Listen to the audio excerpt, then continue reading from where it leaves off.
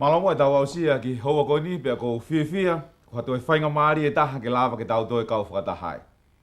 Ko taha whake mea ko hatu ua e whahinga o e tangata, ki he KAHA'U mo e lolo tongani koe tuunga e ne tui whakalotu. Ko hiku o lahe ngahi siesi, pia ko lahe ngahi whilau ako whilawe i pia mo e toka te rine o e siesi, pia whakaukawa ni i hia, tau to tonu ake o to e whai halotu ia. Ka tuke whanga whakahoko atu e hoa koe ni, Oku iai ai AMANAKI ki he KAHA'U. Ko tui pete ke oho ware i he hoa koe ni. He kuhanga whakahoko atu, oku iai ai Faka'ilonga'i Otua. Oku ne hanga Faka'ilonga'i Aki hono Kakai. Peko tui pete ke ofo i he hoa koe ni, i he kuhanga whakahoko atu. Ko ki nau tolu koe, ko ki nau hanga o ma'u ai Faka'ilonga'i Otua. Peko ki nau tolu koe ke Faka'ilonga'i Aki, Faka'ilonga'i Otua, he ke nau ma'u i ki nau tolu ia a he wani. Pea mahalo pete ke whakatumutumu i he hoa koe ni. I he kuhanga whakahoko atu kia te koe. Koe tokolahi taha e Kakai o e fwoi māma koe ni. O kui kai ke nau ilo ki nau tolu ia ki he Faka'ilonga'i Otua. Pea koe ke nau tokanga ki nau tolu ki ai, pe te nau ma'u e Faka'ilonga o e Otua pe i kai. Ko iai i he board, i he hoa koe ni. Ko whihanga whakahoko atu mei he wholofola, ke tau whekumi ange, koe hae Faka'ilonga'i Otua, koe ha hono mahu inga. Ke lama ke Faka'ilonga'i Aki hataha, ai Faka'ilonga'i Otua. I he tohi koe a whakahaa wahe fitu. Whakahaa wahe fitu pe moe vesi uluaki, ki he vesi hono tolu. Whakahaa wahe fitu pe moe vesi uluaki, ki he vesi hono tolu, aia oku pehe a hono lau. Pea hiria ngahi me ani na aku mamata ki ha angelo e toko whaa. Oku nau tuu i he turiki e whaa o mamani. O nau puke ai matangi e whaa o mamani. Koe uhi ke oua na ahaviri ai matangi ki he fonua pe ki he tahi pe ki ha akau. Pea ne mamata ki ha angelo e taha o aluhake me he potu hahake. Kui a te ia ai mea whakamau pe koe Faka'ilonga o Otua mo ui. Pea ne kalanga ia aki ai reo lahi. Ki he angelo e toko whaa. Na e tuku ki ai ke tautea ai fonua mo e tahi. O ne pehe. Oua na a tautea ai fonua. Pe koe tahi. Pe koe ngahi a kau. Kai oua ke osi e mau Faka'ilonga'i ai kautamai o eiki a ho mau Otua iho nau fo ilae. Mamata hainea sione iha visone pe ko ha mea ha mai. O kui ai hakau angelo e toko whaa, o ku nau tuu i he turiki e whaa o e fo i māma koe ni. Pea koe mea kau angelo koe ni o ku whai, koe nau hanga o ta ofi, ke oa na ilongu o hawa e haviri ki he fonua, ki he tahi, pea moe akau. E tohi koe a sere mai a wahe wanima. I he kiki te koe haviri, koe tau, ringi toto, pea moe whakaauha. Pe koe ngā wena kau angelo koe ni koe nau hanga o puke ai haviri. Koe nau hanga o puke ke ua e tō mai ai whakaauha ki fo i māma koe ni. E rotonga koe ia mamata sione. Ki ha angelo kune aluhake i he potu hahake. O kuia te ia ai Faka'ilonga'i Otua. Pe koe mea whakamau ai Otua. Pea ne kaila mai ake ai reo lahi.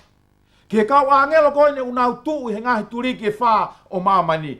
Owa na ilon ko mo hanga o tau te ai e fo i mamani. Owa na ilon ko tō mai e whakaauha. Mo hanga puke puke e whakaauha. Mo hanga puke puke e ringi toto. Kai warewa ke osi e ku hanga o Faka'ilonga'i. Ai Kakai ai Otua. I mamani he ahoni ko hanga e he tangatao ngauhi. Ai mahafu atomi. Pe ko whiunga mahafu atomi ai mamani. Ke whakaauha ke fo i mamani. Tuo nima mano. Whakautange. Ki he atomi ko ngahui he tangata. Whiunga ke whakaauha ke fo i mamani, tuo ni mamano. Peko hiko ngahi whekei kei o hoko fo i mama koe ni e ahoni, koe hao ku tuai ai, ke ala atu hataha o kamosi ai mea kamosi koe ia, ka e whakaauha fo i mama koe ni. O ku taha pea hono uhinga, ku hanga e wholofola tala mai ka ki tau tolu, o ku iai e kau angelo, ku nau hanga o puke puke e whakaauha. Ka whatever ke Faka'ilonga'i. Ai Kakai ai Otua. E kau Kristiane ihe Otua Ofa. E kau Kristiane ihe Otua. Oku mahino ki ai ho tuunga mo hoku tuunga. Kure kei hanga tuku atu pe ai whainga maarie. Kure kei whakaawa pe matapā ai whainga maarie. Ke whai hao whiri hoa koe ni. Kua Faka'ilonga'i nai koe aki ai Faka'ilonga koe ni. Pe koe uhinga ia oku mahu inga ia Faka'ilonga ai Otua. Koe mahu inga ia oku fie mau ke Faka'ilonga'i aki a koe pia moau. Pe koe uhinga ia koe ka pau heka ke Faka'ilonga'i koe. Pe Faka'ilonga'i au. Te tato me he pureanga o langi. Koe Faka'ilonga o ha pureanga. Ka iloanga kua tā iha sila. Pe koe stapa a ha pureanga iha tohi. Oku ia ngahi mea u whakamahino i he stapa koe ni. Uluaki. Oku whakahai e he tohi koe ni. Ku o stai kia ia e stapa. Oku pou i e he lao e fonua. Ai mea ku asi he tohi koe ni. Ko hono wa kua whakamawhai e he lao e pureanga koe ia. Ke whakahoko e tu uni koe ia. Oku asi i he tohi koe ni. Ai oku sila i pe tā i kia ia sila e pureanga koe ia. Oku ia mea lalahi e tolu. I he sila ko toa peo e pureanga. Tau whakatātange koe ni koe sila o tonga. Pe koe stapa koe ia, ka iloange kua tā ia ki ha tohi. O kia mea lalahe tolu, ulua ki. Koe hingoa e toko taha koe ia. Ko hono wa, koe lakanga e toko taha koe ia. Pea ko hono tolu, koe feituu koe ia, o kuni hanga o pure i. Hange koe ia, koe sila koe ia o tonga, ulua ki, koe huafa e tā i kia e huafa o tauwha a hau tupo wha. Ko hono lakanga pe ko ene ngā ue koe tu ia. Koe wheitu koe kuni hanga o pure i koe otongani. Oku peheto whepea e pure anga e Otua. Oku ia e sila o e pure anga e Otua. Oku ia e stapa e pure anga e Otua. Oku ia e Faka'ilonga. Oku ni hanga Faka'ilonga'i ake pure anga e Otua. Pe koe sila ko ia, pe koe Faka'ilonga ko ia, pe koe stapa ko ia, koe whekau e hongofulu. Pe koe whekau ko ia hono whā. Oku hā ai huafa ko ia o e Otua. A hono whatongia, pe ko hono lakanga. Pe moe wheitu ko ia, oku ne pūre ki ai. E toi ka Exodus i wahe ua noa. Pe moe vesi e walu ki he vesi hongofulu. Te tau wakai heni ki he Faka'ilonga ko ia ai Otua.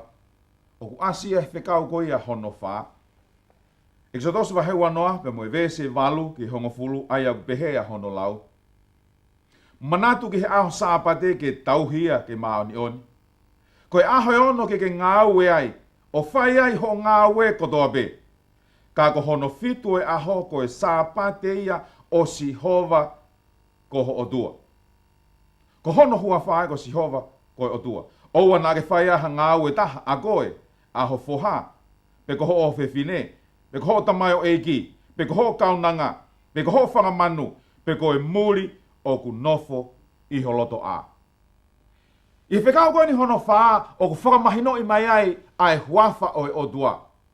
Whakamahino mai ka ki tau tolu heni i he vesi koe ni ko Sihova ko ho Otua. Ko hono hua whaai. Koe harewa ene ngā ue. Toi hanga pe e whekau hono whaa tala mai ka ki tau tolu. Ko Sihova ko ia nā ne hanga whakatupu. Whai e whakatupu. Ko ia koe whakatupu ia. Pea ko wherewa ai wheituu o kune hanga o pure i.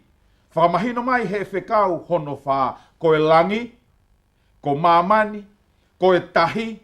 Pea moe mea kotoa pe kune iai. Ai aku hanga he whekau ko ia hono whaa. O ne hanga o mai ai stapa pe ko e sila ko ia ai Otua. Ulua ki ko hono hua whaa ko Sihova ko e Otua. Ko ene ngā ue ko e whakatupu ia. Ko e wheitua ne hanga o pure i, ko langi, ko mamani, ko e tahi, ko lalo fonua, pe moe mea kotoa pe oku iai. Oku mawhai, oku pure ai Otua. Ki he ngahi mea kātoa ko ia. Aia, ko e whekau hono whaa, ko e Faka'ilonga ia ai Otua. Ko e Faka'ilonga ia, oku ne hanga Faka'ilonga'i Aki a hono Kakai mamani. Exodosi, iskeri wa heua noa, pamole mole. Iskeri wa he ua noa, pa moe vese ua noa. iskeri va he wanoa. Pe moe vese wanoa aia oku pehe a hono lau. Pea whakatapu ia hoku ngahi aho tapu. Pea e tuku ia koe whakailonga kia ki mou tolu pea moau. Koe uhi ke mou ilo, ko au, ko sihova, ko ho mou Otua. E kau Kristiane kai toi vei ua e folofola, he ne hanga whakamahinoi mai, koe sāpate Otua, koe whakailonga ia, ku ne hanga Faka'ilonga'i Aki a hono Kakai. Ke lava, ke ilo, ko sihova, ko ho tau Otua ia. E kau Kristiane koe Faka'ilonga ia, o kou fie lave ki ai i hoa koe ni. Koe uhi koe mahu inga e Faka'ilonga koe ia. Koe uhi ke lava ke ilo e Kakai e Otua i mamani. O fu mahu inga au pito ke tau ilo e Faka'ilonga koe ni. Aia koe Faka'ilonga koe ni, koe aho sāpate ia. Koe taimi. O kai to iai ha taimi e toe mahu inga.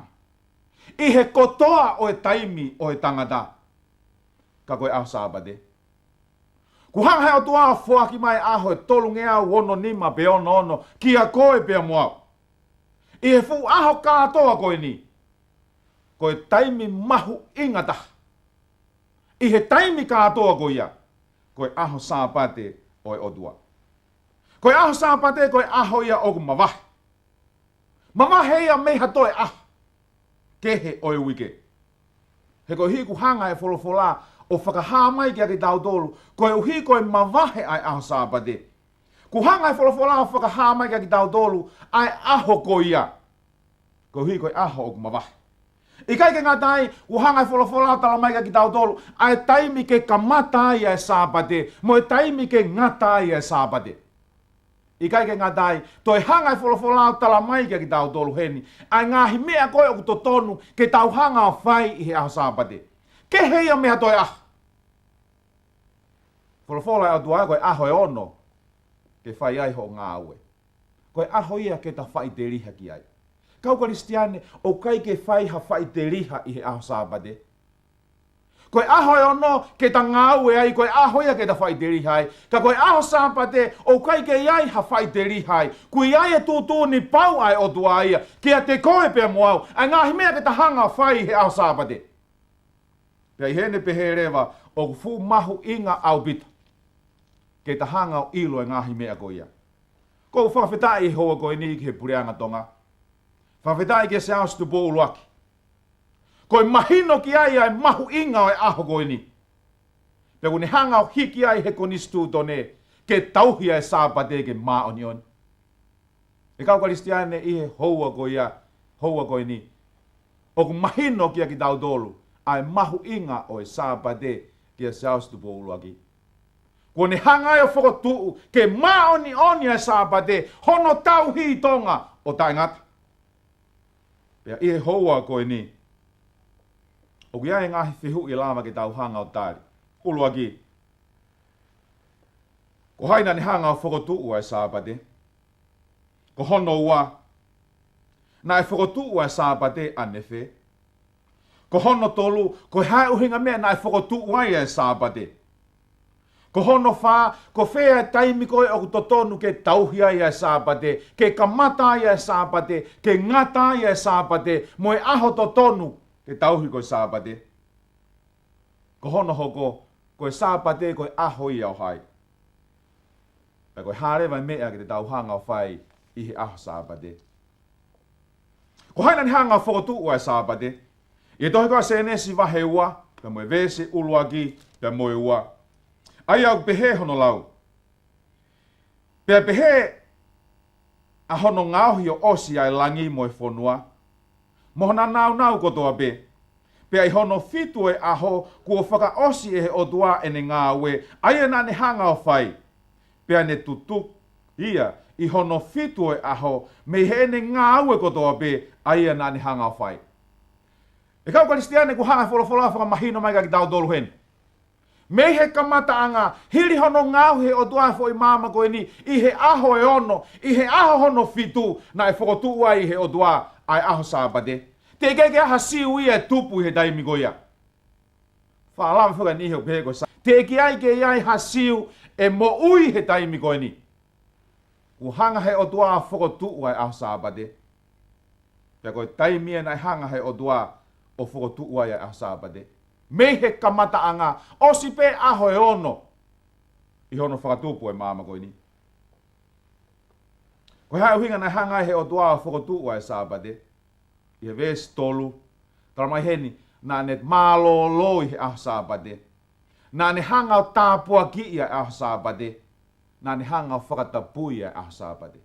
E kau Kristiane, kai to iai ha aho ia oi wike, nai hanga he Otua o tāpua ki, pea ne whakatapui, pea ne mālolo ai mene ngā oe, ka koe aho Sabate beta. Kai hene pehe rewa, nai ngauhi ai Sabate koe tāpua ki ia, ki whahinga o tangata. Ko whea ai Sabate u totonu, ko whea aho u totonu ke tau tauhi koe Sabate. Lahi a ngahi kehe hen. Tauhi ni hia ulaki aho e wike. Tauhi ni hia aho no ono e wike. Tauhi ni hia aho no fitu e wike. Pea ni hire waia nau pehe ha whahinga aho pe kai kehe peke maa ni oni. Pea koe ni hia kai peke aha nau Sabate iau nau tolu. Ko whea aho ku totonu. Eki sotosi wahai wanoa. Pea moe vese hiva ki hongo fulu. Eki sotosi wahai wanoa. Pea moe vese hiva ki hongo fulu ai pehe hono lau koe aho e ono ke ngāue ai o whai ai ho ngāue kotoa. Ka hono fitu ai aho koe Sabate ia sihova ko Otua. Oua nā ke whai ha ngāue ai e tah a koe, aho foha, aho ofefine, aho tamayo eiki, aho kaunanga, pe koe whangamanu, pe koe muri o kunofo i holoto a.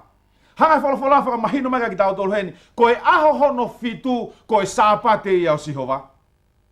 O ikai koe aho uluaki, pe koe aho nono, pe koe aho no nima, pe koe whahinga aho be, koe whakamahino mai he wholofola ki tau tolu. Koe aho hono fitu, koe aho ia o sihova. Aho e ono ke ngāue ai. Ka koe fitu e aho, koe Sabate ia o sihova. Kuhanga e sihova hei no whakaata mai ai aho honono, ke whaiteri haki ai. Ke aluai ki tahi, ke aluai o kai mea kai, ke aluai ki uta, ke nofo ai api o mohe, pe koe fō, pe koe whei mea kai. Ka ko hono fitu e aho, koe Sabate ia o sihova. Mea ni, hoei ki mo tau ka inga, kui kai ke whiunga e aho e ono, ko ne whoaki mai ke tau whai te riha ai. Ko tau toi ala to tō mai e aho Sabate, ke tau toi whai te riha ki ai. Ko whakamahino mai he wholofola, koe aho hono fitu, koe Sabate ia o sihova. Ka ko whea koe taimi ke tau kamata ia Sabate, ko whea taimi ke osia ia Sabate. Tohi koe a Levitikō wahewa tolu. Ka moe vese tolua. E ia teki mou tolu ia koe Sabate o e mālolo. Pea te mou whakamamahi o mou lau maarie. Pea te mou whakamamahi o mou lau maarie i he hiva o e aho o e mahina, i he fiafi. Me he fiafi o au ki he fiafi, te mou tauhia ko ho mou Sabate. Hangai wholofola whakamahino mai ki tau tolu heni, koe taime kamata ia e Sabate, koe tōela a i he fiafi, ki he tōela a i he fiafi hono hoko. I kai ke ngatai, ka whakamahino mai he wholofola ki tau tolu, koe tōko ia a i he fiafi aho hono ono, ki he tōela a he fiafi aho no fitu, ko tau Sabate ia. E kau Kristiane ku hanga he Otua hene o mai ai wasi. Pa koe wasi koe ni he kai ke halaia. Koe ni hi koe nau wasi, koe ni hi koe kia nau wasi. Taime ni hi ku halaia e wasi. Ka ku hanga he wholofola tala mai ki tau tolu hene. Mei he fiafi, o au ki he fiafi, ke mou tauhia ko mou Sabate. Mā ke wahe uluaki, pa moe vese tolungo fulu māua. Mā ke wahe uluaki, Pea moe vese tolungo fulu māua. Ai au pehe hono lau. Pea kuo e fiafi whiunga moe tō ai la a. Moe nau omai kia te ia a ki nau tolu kotoa pēna e mahaki. Mo ki nau tolu na e ulu sino ai kau te volo. Hangai tohi tapu whakamahino mai ka ki tau tolu heni. Ko e fiafi i he tohi tapu ko e tō ko ia ai la a. Hangai wholofola whakamahino mai ka ki tau tolu. Ko e wasto tonu ia ai Otua. Ko ne hanga whakotu. Ke lava ke ilo he taha kotoa pe. Ai taimi ko ia kamata ai hono Sabate. Mo taimi ko ia osi ai hono Sabate. I kai ke ngatai koe whinangalo ia e Otua ke ta tau e taimi ke tau tauhia ia Sabate. I kai ke ngatai ka uhanga e he Otua hei no whakamahino i mai kia ki tau tolu. O whie mau ke tau hanga o taritari hono Sabate. I he taimi ko ia tō ai e la a, i he aho tokonaki ka hoko mai. Hanga o manatu i mau be kua ka mata ai Sabate o e Otua. Tui whoke aho ni ia, koe Sabate u ka mata he taha ua tu a po. E lama whewhe ke ta a o tari ki he taha ua, ke ta hanga o taritari ai ai Sabate o e Otua. Koe Sabate i au hai. Exodosi wa hei wanoa, pa moe vesi hongo fulu. Exodosi wa hei wanoa, pa moe vesi hongo fulu. Ka kohono fitu e aho koe Sabate i au sihova ko Otua. Oua nā ke whai hanga au e taha a koe, aho foha, aho o fefine, ke ho tamai o eiki, pe ho kaunanga, pe ho whangamanu, pe koe muri o nofo i holoto a. Kau Kristiane koe Sabate i au sihova. Kau Kristiane koe Sabate, ku hanga he Otua a whokotuu, pia ne kore mai ki a koe pia moau, ke tukuange ia hono aho. Mā ke waheua pa moe vesi ua valuta mai ki tau tolu. Koe foha o tangata koe eikia o Sabate. Ko sisu koe eikia o Sabate. Ja koe whaungarewa ke tau hanga o tauhi aki o Sabate. Exodosi waheua noa pa moe vesi valu. O ni hanga o mai e whakaukau koe nika ki tau tolu. Vesi valu. Manatu ki ao Sabate ke tauhia ke maoni oni. E kau Kristiane koe whaunga ia e Otua, kune hanga o mai e ao Sabate, ke tau hanga o tauhia ke maoni oni. Koe uhinga e kone hanga o kore mai ai, i he aho e ono ke ngāu ai, koe aho e fitu o e whaiha ngāu ai taha, a koe, aho foha, aho o fefine, aho kau nanga, aho kau tamai o eiki, o au ki ho whangamonu manu, moi muri o nofo i holoto a, o ana nau whaiha ngāu e taha. I kai koa, i he taimi lahi o alupe, ai mātu ao nau alo maulotu he Sabate, o nau tauhi he Sabate. Ka koe ngau e koia i api, o ku nau kei ngau e peki nau dolu he aho Sabate. O ku fie mau he Otua e taha kotoa pe koe taua taina, pe koe pōpula, koe hou eiki, pe koe no pere. O ku fie mau e taha kotoa pe e he Otua, ke nau hanga o tauhi a hono Sabate. I kai ke ngā tai, au ki he whangamonu manu, o ku nofo iho loto a. Koe whinangalo e Otua, ke nau osi kotoa e nau ngā ue i he aho Sabate. Pe koha muri o ku nofo iho api. O ku fie mau e he Otua, ke tauhi e he muri ko ia a hono aho Sabate. Exodosi vai tolu taha, pe moe vese taha nima, ki e taha fitu. Exodosi vai tolu taha, vese taha nima, ki e taha fitu. Ai au pehe hono lau. O ku ngofua ke whai ai ngā ue i aho e ono, ka ko hono fitu, koe Sabate ia o e mālolo, koe maoni ia ki a Sihova. Ko ia kotoa pe, o ku ne whai ha ngā ue i hoku aho Sabate, koe mooni e tāmate ia. Ko ia e tauhia e Sabate e he whanau a Israeli, ke tokanga ki he Sabate i ho mō ngāhi tau tangata kotoa pe, koe fuakawa mau ia, mau pe ia. E kau Kristiane ko hanga e wholofola whakamahino mai ki tau tolu hen. Koe aho hono fitu, koe aho Sabate, o e whai ha ngā ue ai taha. Pea ko ia e ngā ue i he aho Sabate, whakamahino mai e wholofola kia ki tau tolu heni e tāmate.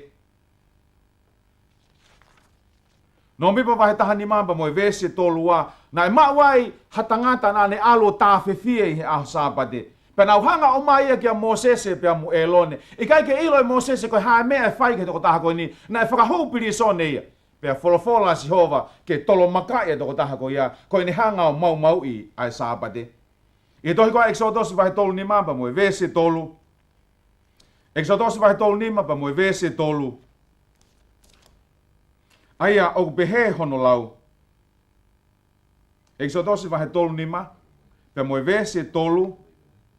Aia o pehe a hono lau. Oua na mou tutu haafi i aho Sabate, i ha nofo anga e taha i a teki mou dolu. Hanga wholofola whakamahino mai ka ki tautolu. I he aho sāpate na i tūtūni e Sihova. Oa na mo hanga o tūtu haafi e taha. I hoku aho sāpate. Exodosi vahe tolu noa. Vahe taha ono. Whamole mole. Exodosi vahe taha ono. Ma moe vese ua tolu ki he ua wha. Aia oku pehe hono lau ua tolu ki he ua wha. Pea pehe eia ka te ki nau tolu ko e ni ai wholofola ai a Sihova. Ko i malolo o e sāpate ma oni oni ki a Sihova a bong bong. Tao he ahoni aia te mou tao. Pea haka aia te mou haka. Pea koia e toe hirifakia. Pea koia e toe hirifakia ki he a bong bongi ma mou tolu. Pea na nau hirifaki aia ki he a bong bongi. O hange ko i whekau a Mosese. Pena ikai manua. Pena ikai ki uanga i ai. Hanga wholofola whaka mahino mai ki tau tolu nei wholofola Sihova ke whanau wa Israeli. Tao e mea ku tao he ahoni. Haka ngahi mea ku haka he ahoni. Ko uhi ko a pongi ko e sāpate ia. I toi koa Isaia wahe nima walu. Pea moe vesi e taha tolu ki he taha wha. Isaia nima walu. Pea moe vesi e taha tolu ki he taha wha. Aia o behe hono lau. Ka pau e tao fi hovae i he ao tapu. Pe ona ke whai ki ho loto i hoku aho maoni oni. Pe ke ui e aho tapu ko e whakafiefia. Ko e aho maoni oni o Sihova o ko e ongongo le rei. Pe whakapa apa ki ai o tae whai ai ki ho ngahi ki ho hala. Pe tae whai ki ho loto. Pe tae rea aki ai ngahi rea au. Pe he te ke toki fiefia koe i a Sihova. Pe te ungahi koe ke heka i he ngahi potu maa olunga o mamani. Pea te uwhawhanga ki koe ai tofia o se kope ko hota mai he kua wholofola pehea Sihova koe Otua. Hanga wholofola antala mai ka ki tau tolu ngahi mea ke tau hanga whai he ao sāpate. Koe ke whia mau e Otua ki tau tolu ke tau hanga o tauhi ai sāpate i he whaunga o tau loto ki ai. Ke una tau rea ke tau ngahi rea o e whai ko tau loto i he ao sāpate. Pea koe tāpua kia ka pau te tau hanga o tauhi to tonu ai sāpate. Ko i ririu e sāpate, ko e kaweinga ke hea ko loto pena aha taimi ke hoko atu ki ai. Ka hanga whakamahino mai ka ki tau tolu ko e siansi katolika na nau hanga o ririu ai sāpate ai lotu mei he aho hono fitu ki he aho uluaki. Pehe ni hia ko i hunga mea ku ririu ai ki he aho uluaki ko hi na e toi tu wai a sisu ka koe ki hanga he toi tabu ia o pou i ai tu unga ko ia. O kia mea ko whielawe kia hoa koe ni, pia ko tui pe e ofo ai ai toko lahi. O hanga whakamahino mai he toi tapu kia ki tau tolu, ko e aho toko naki, ko e aho ia hono fitu. Peka pau te ki hanga o lau e dictionary ko e Oxford. O whakamahino mai ko e aho whalaite, ko e aho ia hono ono. Ko e aho toko naki, ko e aho ia hono fitu. Luke vahe ua tolu ves ni maua, maa ke vahe tahanima ves whaua, o tala mai kia ki tau tolu, ko e aho hono fitu, ko e aho sāpate ia. Ko sia se aho fitu i mamani ko toa pe, o nau hanga ki na tolo tauhi ai aho toko naki, ko e aho sāpate ia. Ka oku kehe pea tongani ia, ko e whehui rewa, ko e haehuinga mea oku kehe ai a tongani. Ko e uhiga tuunga ko ia ai laini whakawahapure anga ko ia, o ne hanga wahe ko ia ai kamata anga e aho, pea moe ngata anga e aho. Na e o ia ai laini ko ia kai lama ke kaua tonga ki he feitu whakahihifo. Ka o kei hanga pe e siasi aho fitu, o tauhi ai sāpate ko ia o e feitu hahake. Aia ko santei ko ia i tonga. Ko e aho toko nā ki ia o Amerika, Hamoa, Lalotonga, mo ngahi whanua ko ia o i isite. Aia i he tuunga ko ia, ko i uhi ngai au tauhi he siasi aho fitu i tonga, ai aho santei. Ko i uhi pe, ko i aho santei o tatau ia, pea mo e aho toko naki ko ia, o i ngahi feitu ko ia ki he hahake. Pea ko i ai, ku hanga e wholofola whakamahino mai kia ki tau tolu. Ko i aho hono fitu, ko i aho sāpate ia. Ke tau hanga o tauhia mei he tō ai la a, ki he tō ai la a, pea tau hanga o tauhia ke maoni oni. Ko i aho ia o Sihova, pea ko i sāpate o ku Faka'ilonga'i Aki e Sihova, a hono Kakai ke tau lotu. E tamai mafi mau whakamalo ke te koe, ko hanga toi whakamahino mai kia ki mau tolu ai tuunga whelawe im ho sāpate, ai mahu inga ho sāpate, ka uma a ai ngahi ngā au e te mau whai ho sāpate, ke mau hanga o tauhia ke maoni oni. Toko ni mai ka ki mau tolu, ke lava ke mauhanga o ilo ko e toa e la a i he aho honono kua kamata ho sāpate. Toko ni mai pe tau kau whakataha pe mo koe i he houa koe ni i a klaisi ko ho alo a ko ho mau whakamu ui. Amen.